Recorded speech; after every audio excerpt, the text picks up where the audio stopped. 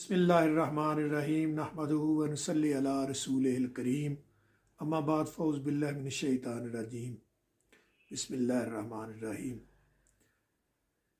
बेबिस्मिल्लाह नाम अल्लाह दा एवी कहना भारा हूँ, फेर दरूद पाक नबी ते जिसता ऐड बसारा हूँ, नाल शफात सरवर आलम छुटसी आलम सारा हूँ, मैं कुर्बान तिना थुई बाहू जिन्ना मिलिया नबी सुहारा हूँ। अल्लाह दी तारीफ तो बाद लखा करोड़ा दरूदो सलाम नबी पाक दी ज़ाते बाबरकात थे। आज मैं तुहाडे नाल जेड़ा मौजू शेयर कर रहा वो है कि ये जो पत्थर पहनते हैं अंगूठी में, कोई नगीना पहनते हैं, कोई कहता है इससे किस्मत बदलती, कोई कहता है इससे हालात ठीक हो जाते हैं, इससे नौकरी मिल जाती है, ये होता है वो होता है, या मुख्तलिफ चीज़ें होते हैं, कहते हैं ये बिल्ली आगे से गुजर गई तो ये होगा, फलां होगा, वो घर में आ गया, ऐसे हो गया, ये हो गया। तो इस मौजू को हाई अलर्ट करने के लिए मैंने आज ये ख़ास क्लिप बनाया आपके लिए कि ये मोती वोती जो पहनते हैं नगीने में, इसका किस्मत से या वक़्त से या मुख्तलिफ अमूर से ज़िंदगी के जो है उनसे हमारा क्या तल्लक हो, तो फिर सारे मिल के सुनते हैं। बिस्मिल्लाहिर्रहमानिर्रहीम। मैं एक ऐसे पत्थर का जिक्र करूं कि जिसको हजरत मूसा अलैहिस्सलाम के असा से निस्बत हुई तो उसने पानी जारी कर दिया। क्या बात है। फरमाया कि वइज़िस्तस्क़ा मूसा लिक़ौमिही, कि जब मूसा अलैहिस्सलाम ने अपनी कौम के लिए अल्लाह तबारक व तआला से पानी तलब किया तो कुरान मजीद में अल्लाह ने फरमाया कि फ़क़ुल नदरिब बिअसाकल हजर, कि ए मूसा अलैहिस्सलाम आप अपने असा से इस पत्थर पर ज़र्ब मारें। तो उस ज़र्ब मारने का असर यह हुआ कि फन फजरत मिन हुस्नता अशरता आइना, अल्लाह तबारक व तआला फरमाता है कि बनी इसराइल के 12 ट्राइब्स के लिए 12 चश्मे जारी हो गए। सुभान अल्लाह। फिर इसी तरह से आप अंदाजा कीजिए कि आपने याकूत और मरजान का जिक्र किया, कअन्नहुन्नल याकूतु वल मरजान यखरुजु मिनहुमुल लुअलुउ वल मरजान, लेकिन 3 पत्थर और हैं कि जिनका कुरान में एक और जगह जिक्र हुआ। और वो बहुत काबिल तवज्जो बात इसलिए है कि ये पत्थर अल्लाह तबारक व तआला का इरफान रखते हैं। तो फरमाया कि सुम्मा क़सत क़ुलूबुकुम मिन बाद ज़ालिका फ़हिय कल हिजारती, फरमाया कि तुम्हारे दिल उसके बाद ऐसे सख्त हो गए कि गोया कि वो पत्थर हो गए। फरमाया कि औ अशद्दु क़स्वा, या पत्थरों से ज्यादा सख्त हो गए। क्यों? फरमाया कि पत्थरों के इस एतबार से 3 किस्में हैं। फरमाया कि व इन्ना मिनल हिजारती लमा यतफज्जरु मिनहुल अनहार, बास पत्थर ऐसे हैं कि अल्लाह के खौफ से उनमें नहरें जारी हो जाती हैं। फरमाया व इन्ना मिनहा लमा यशक्ककु फयखरुजु मिनहुल मा, कुछ पत्थर ऐसे हैं कि शक हो जाते हैं, फक हो जाते हैं, और फिर अल्लाह तबारक व तआला के खौफ से उनमें से पानी जारी हो जाता है। व इन्ना मिनहा लमा यहबितु मिन खशियतिल्लाह, और कुछ पत्थर ऐसे हैं कि जो पहाड़ों से कुछ पत्थर लुढ़क जाते हैं। हम बज़ाहिर कह रहे हैं कि लैंड स्लाइडिंग हो गई है, लेकिन परवरदिगार आलम फरमाता है कि यहबितु मिन खशियतिल्लाह, वो अल्लाह के खौफ से नीचे गिर पड़ते हैं। बिस्मिल्लाहिर्रहमानिर्रहीम हुवल क़ादिरु हुवल हक़्क़ु हुवल मुईन। बहुत शुक्रिया। देखें, तासीर के हवाले से मुसलमानों का ये अक़ीदा है कि मुअस्सिर हकीकी सिर्फ अल्लाह की ज़ात है। यानी जितनी भी अशिया में तासीर है वो तासीर अल्लाह तबारक व तआला पैदा फरमाता है। और इस्लाम इतना वाज़ेह दीन है कि जिसमें किसी तरह का तरद्दुद व तशक्कुक और किसी तरह का इबहाम और पोशीदगी नहीं है। हर चीज़ को वाज़ेह अंदाज में दलाइल वाज़ेहा के साथ बयान कर दिया गया। कुरान के फ़हम के लिए नबी करीम अलैहि अफ़दलुस सलाती व तस्लीम की अहादीस मुबारका हैं। पहला सवाल ये उठता है कि क्या नबी करीम अलैहि अफ़दलुस सलाती व तस्लीम ने कोई पत्थर ज़ेबे उंगुश्त फरमाया या नहीं? इसमें हमें एक हदीस मुबारका सही मुस्लिम शरीफ में मिलती है। हज़रत अनस बिन मालिक रदियल्लाहु अन्हु रावी हैं। आप कहते हैं कि अन्न नबी सल्लल्लाहु अलैहि वसल्लम लबिसा खातिमा फिद्दतिन, कि नबी करीम सल्लल्लाहु अलैहि वसल्लम ने चांदी की अंगूठी ज़ेबे उंगुश्त फरमाई, फी यमीनिही, अपने सीधे हाथ में, ठीक है, फी ही फस्सुन हबशीयुन, जिसमें हबशी पत्थर था। ठीक है, इसका मतलब ये हुआ, जी हाँ, इसका मतलब ये हुआ कि अंगूठी पहनना ये सुन्नत है। ठीक है, और उसमें अगर एक पत्थर है, एक नगीना है, तो ये भी सुन्नत है। ठीक है, देखें, अंगूठी पहनना ये एक अलग मामला है और उस पत्थर में तासीर का होना ये एक अलग मामला है। ہم یہ کہتے ہیں کہ آپ پہنیے، برکت کے لیے پہنیے، اس نیت سے پہنیے کہ آپ سنت پر عمل کر رہے ہیں، اللہ آپ کو برکت عطا فرمائے گا۔ لیکن اگر آپ یہ نظریہ رکھتے ہیں کہ اس پتھر سے میری قسمت بدل جائے گی، اس پتھر سے میرا رشتہ ہو جائے گا، اس پتھر کی وجہ سے میرا رزق بہت زیادہ وسیع ہو جائے گا، تو اسلام میں اس طرح کا کوئی بیان نہیں ہے۔ اس میں تو میں بات کرنا چاہوں گا مفتی صاحب، لیکن میں چاہتا ہوں اس سے پہلے تھوڑی سی اور کلیئرٹی لوگوں کو دیں کہ قرآن و سنت کی روشنی میں جو تاثیر ہے پتھر کے حوالے سے، یعنی اتنے جو 3 پتھروں کا ایک تو خاص طور پہ ذکر، کیا اس میں کوئی تاثیر کے حوالے سے اس کا بیان ہوا یا نعمتوں کے حوالے سے بیان ہوا، یہ ذرا سا وضاحت دیکھیں، قرآن میں جہاں پر پتھروں کا ذکر آیا وہ باعتبار نعمت کے آیا ہے، باعتبار تاثیر کے نہیں آیا، اور حدیث میں بھی جو پتھر پہننے کا ذکر آیا ہے وہ باعتبار نعمت کے آیا ہے، باعتبار تاثیر کے نہیں آیا۔ اچھا، یہاں پہ بعض لوگ ایک حدیث کا حوالہ دیتے ہیں کہ نبی کریم صلی اللہ علیہ وسلم نے فرمایا کہ تختموا بالعقیق فإنہ مبارک، کہ تم جو ہے وہ عقیق کی انگوٹھی پہنو کیونکہ وہ مبارک ہے، اور دیگر الفاظ بھی آئے ہیں۔ اب یہاں پر 2 طبقہ علماء ہیں۔ پہلا طبقہ علماء کا وہ ہے جو یہ کہتے ہیں کہ یہ حدیث مبارکہ ضعیف ہے کم از کم، اور ایک طبقے نے تو اسے موضوعات میں شمار کیا، علامہ ابن جوزی نے اسے موضوعات میں شمار کیا، لیکن اکثر علماء کا اتفاق اس بات پر ہے کہ یہ حدیث مبارکہ ضعیف ہے۔ ضعیف ہونے کا معنی کیا ہے کہ اس سے استدلال نہیں ہو سکتا۔ 2 چیزیں ہوتی ہیں، ایک ہوتی ہے قطعیت، یعنی کوئی شخص یہ کہے کہ جی آپ یہ پتھر پہنیے آپ کا رزق وسیع ہو جائے گا، آپ کو کس نے بتایا؟ آپ یہ پتھر پہنیے آپ کی شادی ہو جائے گی، آپ کو کس نے بتایا؟ کیونکہ قطعیت کے لیے وہی درکار ہے، اور نبی کریم علیہ افضل الصلاۃ والتسلیم کی احادیث مبارکہ میں ہمیں ایک مقام پر بھی اس طرح کا فرمان نہیں ملتا۔ اس کا مطلب یہ ہوا کہ پتھر پہننے کی یا انگوٹھی پہننے کی حیثیت اس طرح ہے جس طرح لباس ہے، یعنی حرام نہیں ہے، زیبائش ہے۔ اگر میں اس بات کو یوں لوں کہ سرکار مدینہ صلی اللہ علیہ وآلہ وسلم نے اپنی انگشت مبارک میں جو انگوٹھی مبارک پہنی اور اس میں جو نگینہ مبارک، کیونکہ نسبت مصطفیٰ سے ہر چیز مبارک ہو جاتی ہے، بالکل ایسا ہی، میں تو اس کو اس طرح دیکھتا ہوں، بالکل ایسا، تو جو انگشت مبارک میں انگوٹھی مبارک جو ہے پہنی اور اس میں جو نگینہ مبارک جو ہے وہ لگایا گیا، وہ زیبائش کے لیے، بس اسے یوں متعین کر لیں سمیرائز کر کے کہ یہ تھا دائرہ دین۔ اب دوسرا ہے دائرہ ریسرچ، کہ کچھ لوگ اپنی پوری زندگی لگا دیتے ہیں پتھروں پر ریسرچ کرتے ہوئے، اور اپنے مشاہدات سے ثابت کرتے ہیں کہ پتھروں میں کسی نہ کسی طرح کی تاثیر پائی جاتی ہے۔ تو اگر بعض لوگ یہ کہتے ہیں تو ہم انہیں یہ کہیں گے کہ آپ اس تاثیر کو، یعنی سائنٹیفک فوائد کو دین سے نہ جوڑیں، کیونکہ آپ کے پاس وہی نہیں ہے۔ اگر آپ مشاہدات سے کہتے ہیں کہ کسی بیمار کا اس تاثیر کی وجہ سے علاج ہو سکتا ہے تو مولوی اس کا انکار نہیں کرے گا جب تک آپ دین سے نہیں جوڑیں۔ کلیئرٹی آ گئی۔ ہاشمی صاحب یہ بتائیے کہ جیسا کہ ابھی ابتدائی گفتگو جو ہے وہ ظاہر ہے ڈاکٹر عمیر صدیقی صاحب نے فرمائی، مفتی شاہد مدنی صاحب نے فرمائی، میں چاہتا ہوں آپ بھی ذرا سا اپنا انپٹ دیجئے کہ آج ہمارے ہاں جو سوچ پیدا ہو گئی ہے کہ صاحب یہ پتھر پہن لیا جائے، اس پتھر کی وجہ سے اولاد نہیں ہے تو اولاد ہو جائے گی، یہ پتھر پہن لیا جائے، شادی نہیں ہو رہی تو شادی ہو جائے گی، اور یہ پتھر پہن لیجئے جی رزق مل جائے گا، طاقت مل جائے گی، کرسی مل جائے گی، یہ جو سوچ ہمارے یہاں ہے پریویل کر گئی اور بڑے عقیدے کے ساتھ، کیا فرمائیں گے اس حوالے سے آپ؟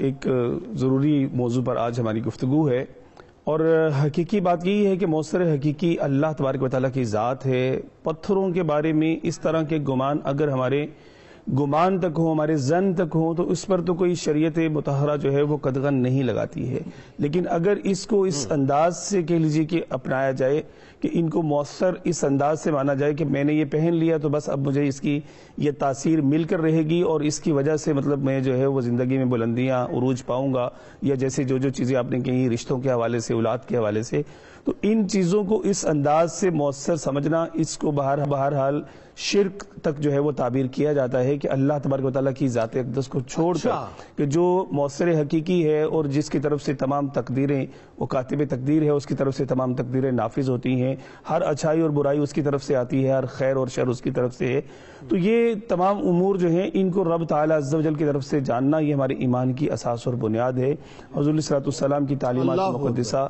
اور قرآن حکیم فرقان مجید کے آیات بینات سے اگر ہم دیکھیں گے تو ہمیں یہی پتہ چلتا ہے کہ اس وقت دور جاہلیت میں اسی طرح کی تو مختلف چیزیں جو ہیں ان کو اپنایا جاتا تھا، مختلف توہمات جو ہیں وہ اپنائے جاتے تھے، تو ان چیزوں کو مؤثر نہیں جاننا چاہیے۔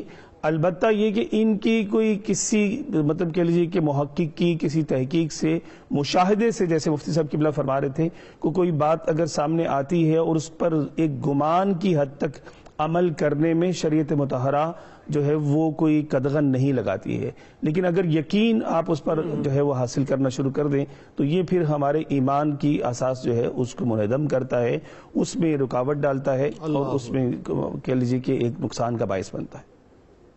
پتھر بیچنے والے عمومی طور پہ آپ کو فٹ پاتھوں میں بیٹھے ہوئے نظر آتے ہیں، وہ ایک اپنا بستہ سجائے ہوئے بیٹھے ہوئے ہوتے ہیں، جی ہاں، اور اگر اس پتھر کے اندر اتنی تاثیر، اتنی طاقت ہے کہ وہ آپ کی قسمت کی دیوی جو ہے اس کو مطلب آپ پر مہربان کر سکتا ہے، یا آپ کی تقدیر کو بدل سکتا ہے، یا آپ کو عروج اور دولت مند مطلب عروج دلا سکتا ہے، دولت مند بنا سکتا ہے، تو وہ صاحب جو مطلب فٹ پاتھ پہ بیٹھ کے پتھر بیچ رہے ہیں، وہ خود ان میں سے کوئی پتھر پہن کے اپنی قسمت کیوں نہیں سنوار لیتے؟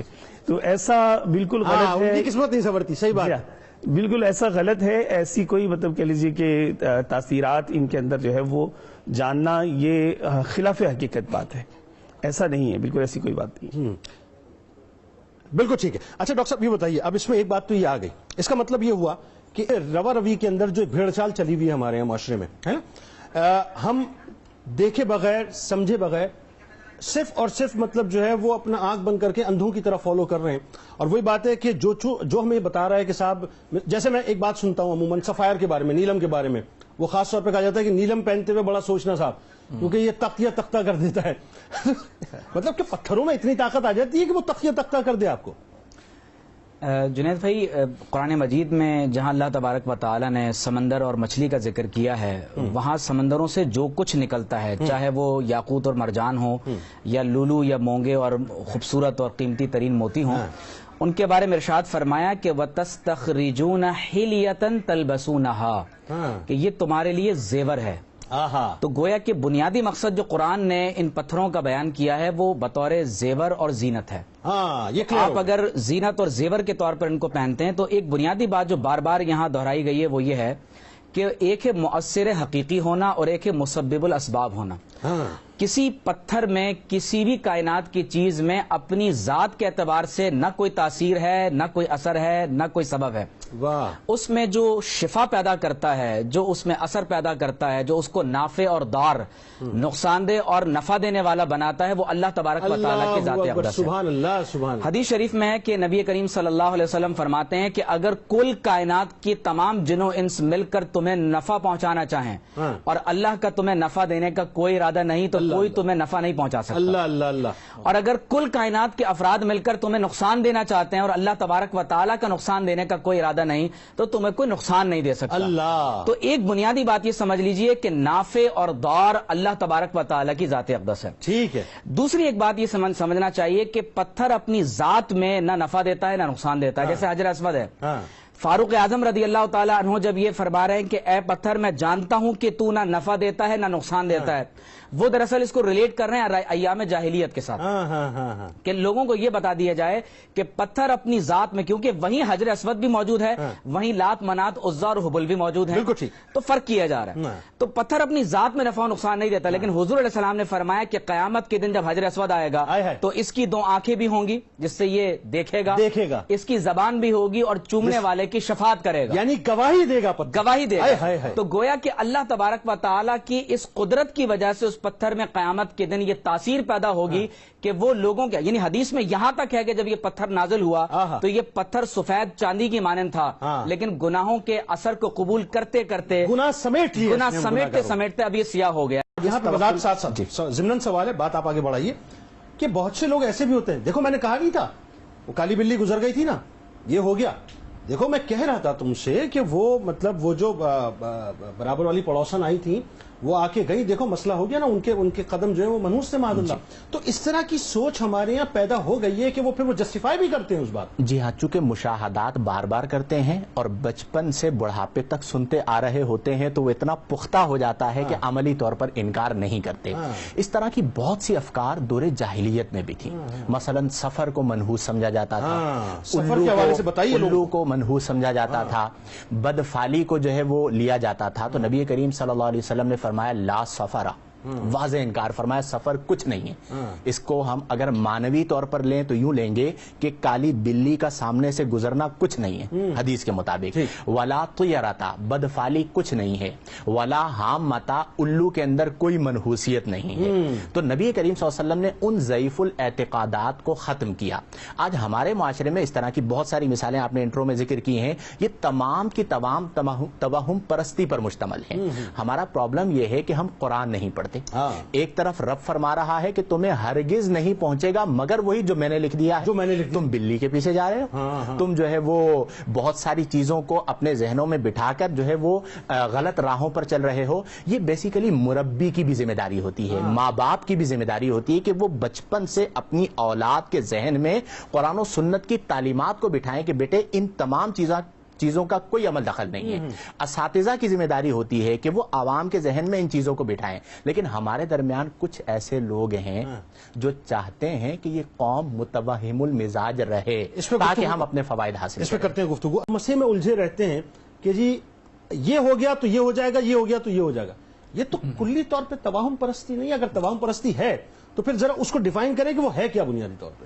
بسم اللہ الرحمن الرحیم. دیکھیں نبی کریم علیہ افضل الصلاۃ والتسلیم کی بعثت مبارکہ کا ایک بنیادی مقصد معاشرے سے ضعیف الاعتقادی کو ختم کرنا تھا. آپ جانتے ہیں کہ جس معاشرے میں اعتقاد کمزور ہو اسے مس گائیڈ کرنا آسان ہوتا ہے.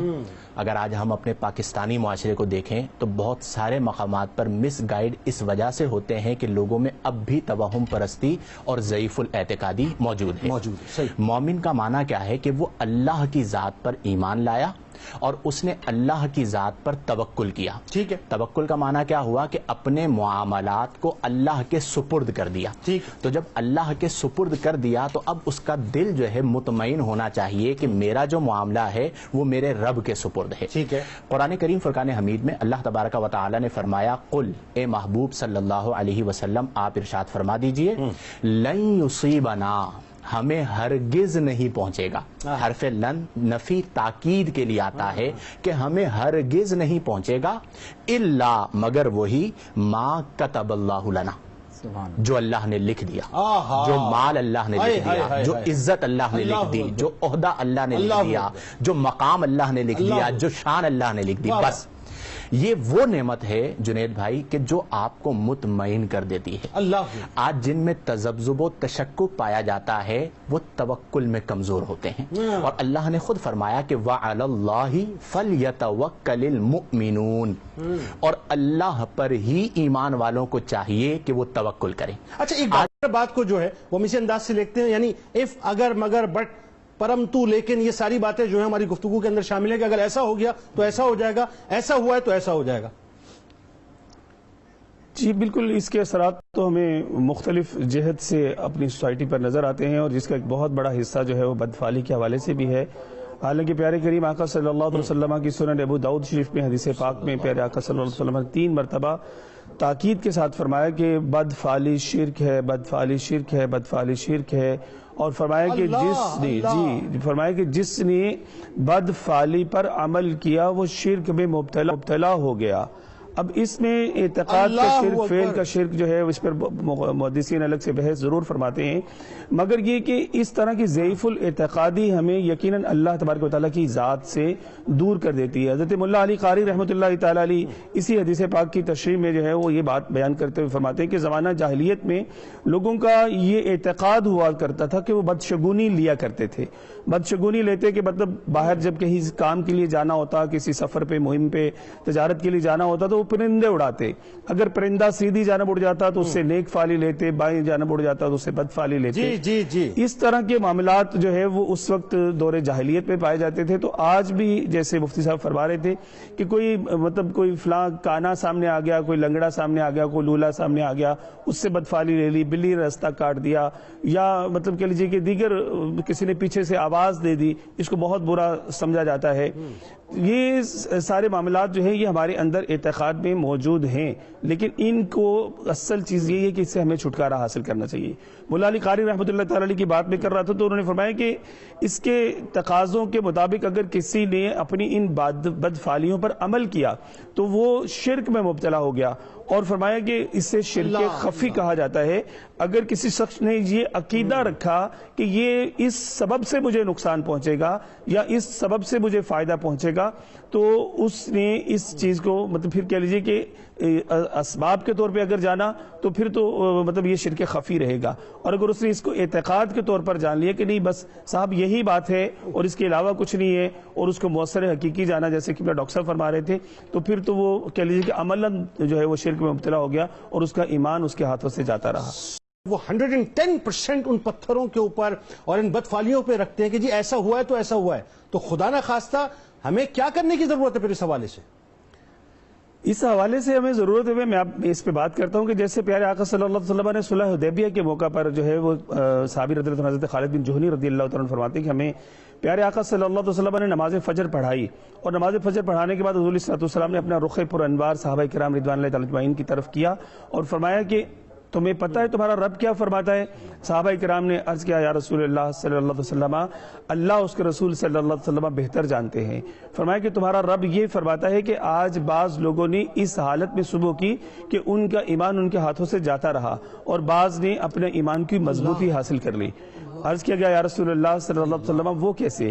تو حضور صلی اللہ علیہ وسلم نے ارشاد فرمایا کہ وہ لوگ کہ جنہوں نے یہ بات جانی کہ فلاں ستارہ فلاں ساتھ جو ہے وہ ساتھ میں آ گیا تھا جس کے سبب سے گزشتہ رات بارش ہوئی، تو ان کا ایمان برباد ہوا، اور جنہوں نے اس بارش کے ہونے کو اللہ تبارک و تعالیٰ کی طرف سے جانا، اس کی رحمت سے جانا، تو ان کا ایمان مضبوط ہوا۔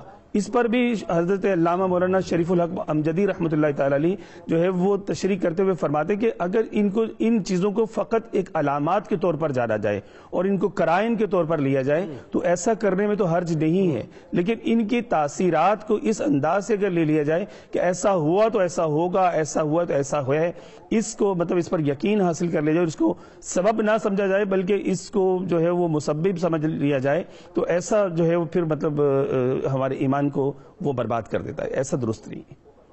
ٹھیک، بالکل ٹھیک۔ تو ہم اپنی پریشانیوں کے حل کے لیے معافی اللہ سے کیوں نہیں مانگتے؟ جنید بھائی، حضرت سیدنا امام حسین رضی اللہ تعالی عنہ علیہ السلام کی مبارک انگوٹھی پر لکھا ہوا تھا ان اللہ بالغ امرہ، کہ اللہ تبارک و تعالی اپنے امر کو مکمل کرنے والا ہے۔ سبحان اللہ۔ آپ کا جو موضوع ہے وہ امام حسین علیہ السلام کی انگوٹھی پر منقش اس نقش کے اندر بند ہے۔ اللہ اکبر۔ آپ نے فرما دیا کہ اللہ تبارک و تعالی کے ارادے اور اس کے اذن سے ہی کائنات میں سب کچھ سبحان ہو رہا اللہ، ہے۔ کیا مثال دیا۔ نہ کوئی پتا ٹوٹ کر گرتا ہے، نہ کوئی ریت کا ذرہ ہوا میں اڑتا ہے، نہ کوئی سمندر اور دریا کی لہر آگے چل سکتی ہے مگر اللہ تبارک و تعالی کے اذن سے۔ آپ دیکھیے کہ اصل ہے ایمان، یقین، ایقان، اتقان، معرفت۔ ایمان کیا ہے کہ ابو جہل کے ہاتھ میں پتھر کلمہ پڑتا ہے۔ ایقان کیا ہے کہ علی المرتضیٰ فرماتے ہیں کہ جب میں حضور علیہ السلام کے ساتھ مکہ کی وادیوں میں چل رہا تھا تو حضور علیہ السلام کو پتھر اور درخت کہہ رہے تھے السلام علیکہ یا رسول اللہ، یہ ایمان ہے۔ دوسری طرف میں آپ کی خدمت میں یہ جنید بھائی عرض کروں کہ ایک طرف ہے وہم اور توہم، اور دوسری طرف اس کے ساتھ ایک اور چیز جڑی ہوئی ہے، وہ ہے خوف اور حزن۔ انسان توہم میں اس وقت مبتلا ہوتا ہے جب وہ اللہ تبارک و تعالیٰ کا خوف ترک کر دے، اس کو اپنے مستقبل اور ماضی کا غم اور خوف لاحق ہو، اور اس کے ساتھ اس کا تقدیر سے ایمان ہٹ جائے۔ تو جب انسان تقدیر سے دور ہوتا ہے تو وہم، وسوسہ، شک، اضطراب، قلق، یہ چیزیں انسان کو ایک توہم پرستی میں مبتلا کر دیتی ہیں۔ یاد رکھ لینا چاہیے کہ اسلام کی فلسفی فلسفہ لا ریب ہے۔ الف لام میم ذالک الکتاب لا ریب فیہ ھدی للمتقین، فرمایا کہ اس میں شک، شبہ، ریب، قلق اور اضطراب نہیں ہے۔ تو جہاں ایمان ہوگا وہاں توہم نہیں ہوگا۔ آپ دیکھیے کہ حضور علیہ السلام جب خود یہ ارشاد فرما رہے ہیں کہ دع ما یریبک الی ما لا یریبک، کہ جو چیز تمہیں شک میں ڈالتی ہے اسے چھوڑ دو، اور جو چیز تمہارے لیے یقینی ہے اس یقینی بات کو اختیار کر لو۔ اسی لیے آپ دیکھیے کہ ہمارے ہاں جب اعتماد، یقین اور توکل کی بات کی جاتی ہے تو پروردگار عالم نے ہمیشہ توکل کرنے والوں کو پسند کیا ہے، لیکن بار بار جس بات کی طرف ہمیں توجہ دینی ہے وہ یہ ہے کہ اعقلھا وتوکل۔ ایک صحابی نے جب اپنا اونٹ نہیں باندھا تو حضور علیہ السلام نے اپنا اونٹ باندھا اور پوچھا کہ اونٹ باندھوں یا نہ باندھوں، اللہ پر توکل کروں، تو فرمایا کہ اعقلھا وتوکل، پہلے اپنا اونٹ باندھ لو اور پھر اللہ تبارک و تعالیٰ پر اور توکل کی سائنس ہی یہی ہے. بالکل ایسا ہی ہے. موسیٰ علیہ السلام جب ایک دوائی استعمال کرتے ہیں تو شفایاب ہو جاتے ہیں, جب دوبارہ خود استعمال کرتے ہیں تو شفایاب نہیں ہوتے. تو اللہ رب کریم کی طرف سے وہی ہوتی ہے کہ ان جڑی بوٹیوں میں شفا نہیں, شفا ڈالنے والا تو اللہ تبارک و تعالیٰ. بالکل ایسا ہی ہے, اور در حقیقت توکل کا تعلق قلب کے ساتھ ہے. اور آج ہمارے معاشرے میں بگاڑے قلب عوام میں بھی آ چکا ہے اور خواص میں بھی آ چکا ہے. اسی لیے آپ دیکھیں کہ بخاری شریف میں نبی کریم علیہ افضل الصلاۃ والتسلیم نے فرمایا کہ الا وان فی الجسد مضغہ, پورے جسم میں گوشت کا ایک ٹکڑا ہے, اذا صلحت صلح الجسد کلہ, کیا خوبصورت, جب وہ ٹھیک ہو جائے پورا بدن ٹھیک ہو جائے گا. وَإِذَا فَسَدَتْ, جب وہ خراب ہو جائے فَسَدَ الْجَسَدُ كُلُّهُ, پورا بدن خراب ہو جائے گا. الا وہی القلب, وہ دل ہے. دل کے بگاڑ ہی بگڑتا ہے آدمی, جس نے اسے سنبھال لیا وہ سنبھل گیا. توکل جب قلب میں آئے گا تو ہم سنبھل جائیں گے, ہمیں غیر ضروری فکریں لاحق نہیں ہوں گی, ہمارا ایمان اللہ کی ذات پر موجود ہوگا. تو ہمیں بار بار اپنے قلب کی طرف توجہ کرنی چاہیے. ہم ظاہر کو دیکھ رہے ہوتے ہیں, اللہ تعالیٰ ہمارے دل کو دیکھ رہا ہوتا ہے کہ یہ بھروسہ مجھ پر کر رہا ہے یا نوکری پہ کر رہا ہے, یہ بھروسہ مجھ پر کر رہا ہے یا میرے بندوں پر کر رہا ہے. اور نبی کریم صلی اللہ علیہ وسلم نے فرمایا کہ ان اللہ لا ينظر الى صورکم, اللہ تعالیٰ تمہارے چہروں کی طرف نہیں دیکھتا. ولا الى اموالکم, اللہ تعالیٰ تمہارے مالوں کی طرف نہیں دیکھتا. ولکن اللہ ينظر الى قلوبکم ونیاتکم, اور لیکن اللہ تعالیٰ تمہارے دلوں کو دیکھتا ہے اور تمہاری نیتوں کو دیکھتا ہے. تو دل میں کیا ہوتا ہے؟ توکل ہوتا ہے. وہ ہے نا کہ نیت المومن خیر من عملی. جی ہاں, نیت المؤمن خیر من عملی, انما الاعمال بالنیات. اور آج ہمارے معاشرے میں فساد نیت عوام, خواص اور سو کولڈ اخص الخواص تمام میں آ چکا ہے. اور یہ وہ چیز ہے کہ شیطان اس پہ اس طرح وار کرتا ہے کہ بندہ کہیں کا نہیں رہتا. اور یہ یاد رکھیے گا کہ اجر عمل پہ نہیں, نیت پر ہے. اچھا, بہت زیادہ, اور یہ نسلوں کو برباد کر دیتی ہے. آپ دیکھیں ایمان کا معنی کیا ہے؟ اللہ پر یقین. جب تمہارا اللہ پر یقین ہے تو بلی سے ڈرنا کیوں؟ جب تمہارا اللہ پر یقین ہے تو پتھر پر ایمان کیوں؟ جب تمہارا اللہ پر یقین ہے تو لوگوں کا خوف کیوں؟ مومن تو ہوتا ہی وہ ہے کہ جو صرف اپنے رب سے ڈرتا ہے. تو گویا کہ ہم یہ کہیں گے کہ جس میں توکل آ جاتا ہے اس کے دل سے ساری مخلوقات کا خوف نکل جاتا ہے, پوری دنیا کی لالچ نکل جاتی ہے, وہ کسی کی طرف نہیں دیکھتا. وہ غالباً ابھی آپ ایک شعر پڑھ رہے تھے کہ وہ ایک سجدہ جسے تو گرا سمجھتا ہے, ہزار سجدوں سے دیتا ہے آدمی کو نجات. اور جب متوکل ہو جائے بندہ تو پھر اس کے ارادے میں پختگی آتی ہے. اور جب ارادے میں پختگی آ جائے تو ارادے جن کے پختہ ہوں, نظر جن کی خدا پر ہو. کیونکہ متوکل جو ہے وہ لوگوں کی طرف نہیں دیکھتا, وہ اپنے رب کو دیکھتا ہے. تو پھر تلاطم خیز موجوں سے وہ گھبرایا نہیں کرتے. اچھا, وہ مجھے ایسا لگتا ہے کہ اگر وہ رابطہ اس انداز سے ہوتا جس طرح سے ہونا چاہیے تھا تو ہم ضابطے میں ہوتے. چونکہ رابطہ اس انداز سے نہیں ہوا تو ہم ضابطے سے باہر ہو گئے. پھر ہمارے ایقان اور یقین جو ہیں وہ انہی توہم پرستیوں میں جو ہے وہ غرق ہو کے رہ گئے. جی ہاں قبلہ جنید بھائی, اصل چیز یہ ہے کہ اس میں آج کے معاشرے میں سب سے زیادہ جو کردار اس چیز کو مطلب کہہ لیجیے کہ پروان چڑھانے میں ادا کر رہے ہیں وہ پیشہ ور عامل حضرات ہیں, جو فال کی کتابیں لے کے فٹ پاتھوں پر بیٹھے ہوتے ہیں, طوطے لے کے بیٹھے ہوتے ہیں, اور لوگ جاتے ہیں اور جا کر ان سے وہ تو اپنے توہمات کی تسکین کا جو ہے وہ سامان حاصل کرتے ہیں. ہمیں اس چیز کو بھی دیکھنا مطلب ان کے اپنے طوطے اڑے ہوئے ہوتے ہیں, وہ طوطے لے کے بیٹھے ہوتے ہیں. جی ہاں بالکل, جس کو اس کی اپنی قسمت وہی بات ہے کہ وہ فٹ پاتھ پہ بیٹھا ہوا ہے, وہ دوسروں کی قسمت کا جو ہے وہ پتہ دے رہا ہوتا ہے. اور دوسرے نمبر پہ پھر آپ یہ دیکھیے کہ جی ہاں اس میں پھر دوسرے نمبر پر یہ بھی ہے کہ اگر ہم اس کے حوالے سے دین کی تعلیمات کو دیکھتے ہیں تو سیدی اعلیٰ حضرت رحمۃ اللہ تعالیٰ علیہ سے اس حوالے سے سوال کیا گیا. دو سوال مختلف ہیں. ایک تو یہ کہ بعض لوگ آپ دیکھیں کہ قرآن پاک سے فعال نکالتے ہیں, حالانکہ قرآن اس لیے نہیں ہے اور اس فعال کو ناجائز قرار دیا گیا, شرعاً یہ درست نہیں ہے. اور دوسرے نمبر پر یہ کہ بعض مختلف اور طریقوں سے فعال نکالتے ہیں کہ میرا یہ کام ہو جائے گا نہیں ہو جائے گا, میں امتحان میں پاس ہو جاؤں گا نہیں ہو جاؤں گا. اس قسم کی چیزوں میں پڑھ کے مطلب بجائے اس کے کہ وہ اللہ تبارک تعالیٰ کی ذات پر بھروسہ توکل کر کے محنت پہ مطلب لیس للانسان الا ما سعی پر یقین رکھتے ہوئے آگے بڑھنے کی کوشش کریں. وہ شارٹ کٹس, مطلب ہمارے ہاں یہ چیز جو ہے وہ فروغ پا گئی ہے کہ ہم شارٹ کٹس کی طرف جاتے ہیں اور ان شارٹ کٹس میں پڑھ کے مطلب ناکامیاں اپنا مقدر کر لیتے ہیں. تو آپ سے پوچھا گیا کہ مطلب کیا بڑی امپورٹنٹ بات آپ کر رہے ہیں. جی ہاں, ایک بندہ جو ہے وہ فال نکالتا ہے, لوگ اس کے پاس جاتے ہیں اور جا کر پوچھتے ہیں میری شادی یہاں ہو جائے گی نہیں ہو جائے گی, اور مطلب میری یہ نوکری مل جائے گی نہیں مل جائے گی, فلاں فلاں مطلب میرا ویزا لگ جائے گا نہیں لگ جائے گا, کینیڈا کا مجھے ریزیڈینشل جو پرمٹ ہے وہ مل جائے گا نہیں مل جائے گا. تو یہ ساری باتیں مطلب غیب کی ہیں, اور غیب کی باتیں بتانے والے فٹ پاتھوں پہ بیٹھے ہوئے ہوتے ہیں, اور یہ حضور علیہ الصلوۃ والسلام کی احادیث طیبات کے مطابق یہ کفر ہے. ان باتوں پر اگر کسی نے وہ اس کو یقین کی حد تک جو ہے وہ سچ سمجھ کے بات بتاتا ہے تو وہ ایسا کہنے والا کافر ہو گیا, اور اگر یقین کی حد تک نہیں بھی بتاتا تو پھر بھی وہ معصیت کا جو ہے وہ ارتکاب کرنے والا ہے. وہ بتانے والا بھی معصیت کا مرتکب ہے, اور اگر یقین کر کے بتا رہا ہے تو وہ کافر ہو گیا, اور جو پوچھنے والا ہے وہ بھی اگر یقین کر کے جاتا ہے. اور آپ دیکھیے کبھی کوریت کے اس صورتحال کو دیکھیے تو آپ کو اندازہ ہوگا کہ لوگ یہ جو عامل پیشہ ور عامل ہوتے ہیں ان کے سب سے زیادہ مطلب کہہ لیجیے کہ سوشل میڈیا پہ پرنٹ میڈیا میں ان کے مطلب آپ دیکھیں کہ لاکھوں روپے کے اشتہارات چھپتے ہیں, اور وہ لوگوں کو مطلب اپنی طرف مائل اور قائل کر رہے ہوتے ہیں. یہ معاشرے میں مطلب اس طرح کی ایک بد اعتقادی اور بے اعتقادی اور توکل کو ختم کرنے والے نظریات کو فروغ دے رہے ہیں. اس کو ہمیں مطلب ذاتی طور پہ بھی, اور جو اس کے لیے مطلب ہماری جو قانون نافذ کرنے والی قوتیں ہیں اور گورنمنٹ ہے حکومت ہے ان کو بھی اس کا ضرور سدباب کرنا چاہیے. دوسرے نمبر پر یہ ہے کہ پیارے آقا صلی اللہ علیہ وسلم کی تعلیمات مقدسہ کی طرف جب ہم رجوع کرتے ہیں تو پیارے آقا صلی اللہ علیہ وسلم کی تعلیمات مقدسہ میں ہمیں یہ چیز جو ہے وہ مطلب ملتی ہے کہ ہمیں کسی بھی ضعیف الاعتقادی کی طرف مائل نہیں ہونا ہے.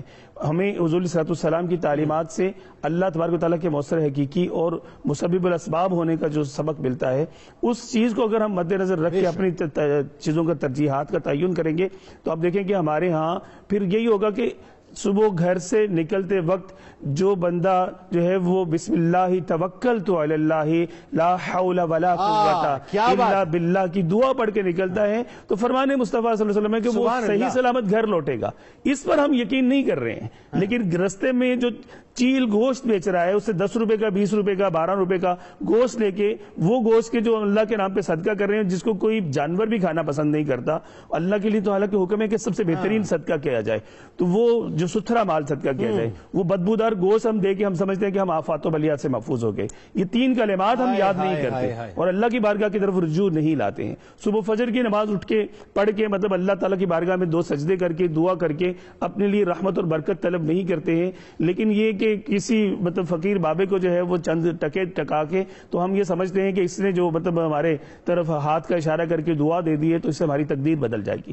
تو وہ یہ سارے جو شارٹ کٹس ہم نے اختیار کر لیے اس نے ہمیں اللہ تعالیٰ کی ذات سے دور کر دیا, اسلام کی اصل تعلیمات اور پیغام سے دور کر دیا. الحمدللہ رب العالمین, الصلاۃ والسلام علی رسولہ الکریم.